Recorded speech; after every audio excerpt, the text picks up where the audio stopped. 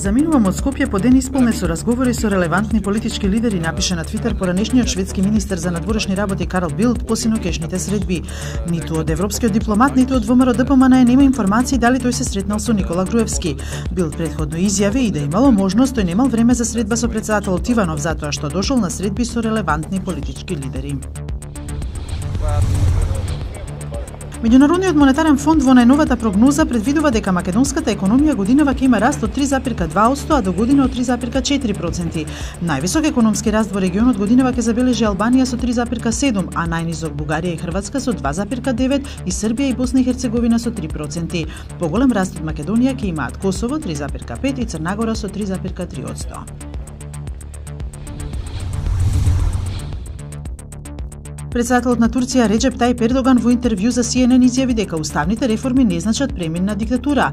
Тоа не е систем кој му припаѓа на Ердоган. Јас сум смртно битие, можам да умрам во било кој момент, рече Ердоган.